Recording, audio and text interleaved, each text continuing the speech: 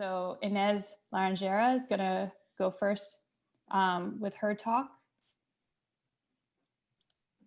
titled Citric Acid Water as an Alternative to Water Restriction for High Yield Mouse Behavior. Hello. Hello, everyone. So my name is Inês, and I'll be telling you about some recent work on the possibility of using citric acid water as an alternative to water restriction for high-yield mouse behavior. So this is work developed amongst some members of the International Brain Laboratory, namely Anne, Valeria, myself, Fanny, and our PIs, Zach Mainen and Churchland. And this work has been published on bioRxiv with the same title of this presentation, so feel free to go and check it. So as many of you might be aware, mice are of great interest in behavioral and systems neuroscience. And amongst other reasons, that is because there are many available tools to record and manipulate brain structure and function in mice. But not only that, there's also great knowledge on how to train mice to perform specific behavioral tasks of interest. And in particular, yielding high numbers of trials, which is something crucial in some experimental designs. And the way this is frequently achieved is by mildly restricting animals' access to either food or water while rewarding mice for performing trials in a given behavioral task with either food or fluids. In particular, water restriction has been widely used in the community, but it requires a very rigorous monitoring of animals' health and hydration status, as well as it requires that the experimenter comes in every day and gives a very precise and sometimes subject-specific amount of water to each mouse on every day. And because of this, this approach is quite error-prone and time-demanding from the experimenter. So as an alternative to the classical water restriction regime in which mice drink only a limited amount of water per day, here we propose an alternative which consists of giving mice free access in their home cage to water to which a small amount of citric acid has been added. But so what is citric acid? Citric acid, like the name suggests, is naturally occurring in citrus fruits. It is also commonly used as a food preservative, so it's safe for consumption. But most relevantly for this research project, it tastes slightly sour and makes the water taste slightly sour, just like lemons do. And so previously, work from Reinagel et al. Has shown that in rats, the administration of citric acid water in their home cage leads to a decrease in water consumption as compared to the control rats, which had free access to plain water. But interestingly, this only led to a subtle decrease in the motivation to engage in a behavioral task where they could get fluid rewards as compared to rats that were on a water restriction regime. And so here we set out to test the safety of using this water regime, but in mice, while still achieving high throughput behavior. So we started by verifying that in mice, just like in rats, giving free access to citric acid water in the home cage leads to a reduction in the water consumption as compared to control mice, which had access to plain water, which drink about 3 times as much. Consistent with this initial observation, we saw that mice that had access to citric acid water on the home cage reduced their weight as compared to the control mice who had access to plain water. And importantly, we saw that the extent of the weight loss was within a healthy range and highly comparable to mice that were on a typical water restriction regime, getting a measured amount of water every day. Lastly, we wanted to test whether mice that had free access to citric acid water were interested in drinking plain water.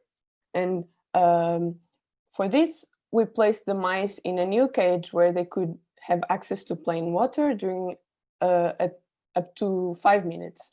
And we saw that control mice that had access to plain water in their home cage were definitely not very interested in drinking more of this water because they were satiated.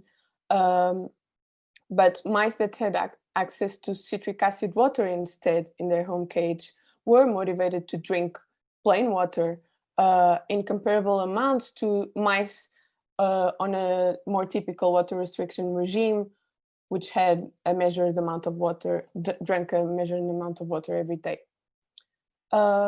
So after verifying that mice on citric acid water were motivated to drink plain water, when we wanted to test whether they were also willing to engage on a decision-making task where they could get fluid rewards.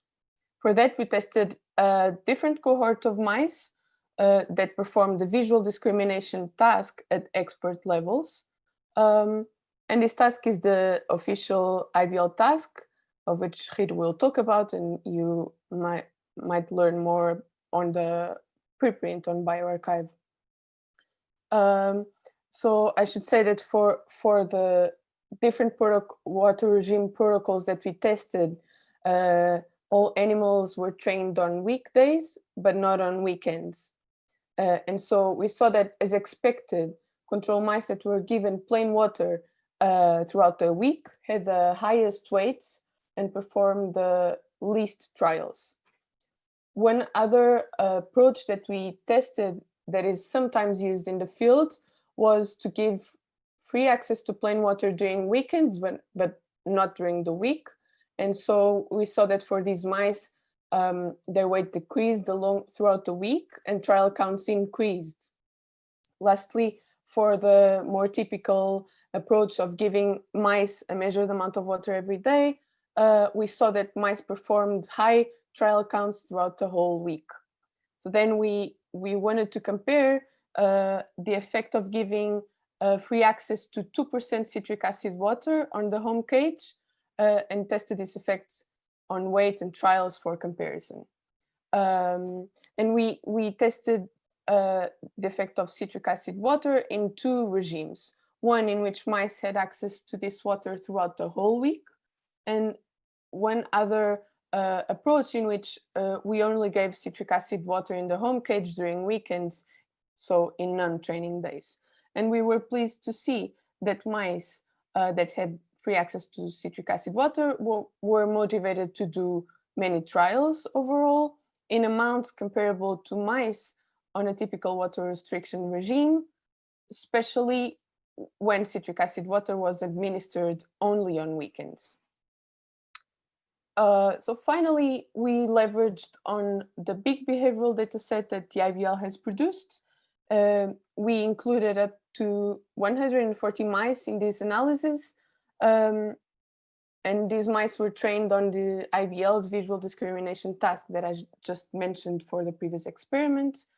And all mice were trained according to a highly standardized protocol, but conveniently for this research question, 4 out of 7 labs in the collaboration used citric acid water on weekends as the regular weekend water regime, while the others used the common water restriction approach. And so this was a great opportunity to test if our observations were robust enough and generalizable across institutions. And moreover, we could see how the citric acid water regime affected learning behavior, which was something that we had not done thus far. And so we could see that mice from both groups had comparable levels of weight loss as measured by their weight upon the start of water restriction and throughout days. We also saw that mice in the two groups yielded comparable amounts of trials in the behavioral task across training days, and mice in both groups learned the task at comparable paces. Not only learning behavior was comparable across the two groups, but we could see that upon training completion, several parameters of the animal's behavior were similar for the two groups. For instance, mice from both groups performed comparably high amounts of trials per session, and there were also no differences in the time mice took to complete trials, so the average trial duration. Moreover, when looking at the bias, threshold, and lapse parameters of the psychometric curves of these mice, we could see that there were also no differences across the two water regime groups. So to conclude and recapitulate, we found that mice maintain healthy weights and water intake levels when given free access to citric acid water. We also saw that mice perform many trials even when they have free access to this citric acid water. And lastly, leveraging on the big size of the behavioral data set of the IBL, we saw that giving free access to citric acid water on weekends does not adversely affect learning behavior. So I would like to thank all the co-authors and extend these acknowledgements to the whole collaboration and also to our funders. And as I said, you can check further details of this study in our preprints, but feel free to contact us with questions or just feedback on your own attempts to use citric acid water to train mice. And of course, I'll take any questions, but I would like to say, like this was just said by our host, but don't miss Guido Meyer's presentation. He'll be talking about also the International Brain Lab efforts on standardized and reproducible measurement of decision-making in mice. And thank you all for listening.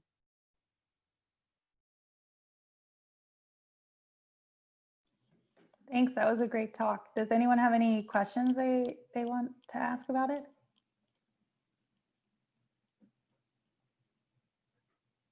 I'll start with a brief question. So do you think your results are convincing enough that the labs at the IBL are going to use citric acid water more than just on the weekends for all of the training? So far, our results are very convincing for the weekends, and that's great already, because this reduces the amount of work from the experimenter, the possibility of errors, and the truth is that throughout the week in which the mice are trained, in general, after the very first weeks, mice get enough water in the task. So the experimenter in general doesn't have to supplement after 1 or 2 weeks. As we showed, when we give citric acid water throughout the whole week, the trial counts are slightly reduced. And this might have to do with a compromise. I think IBL for now will keep with the approach for the weekends. But of course, it will be nice to see more concrete results, especially for learning periods. We don't know how the availability of citric acid throughout the whole week affects learning. This was not done yet. Cool, thanks.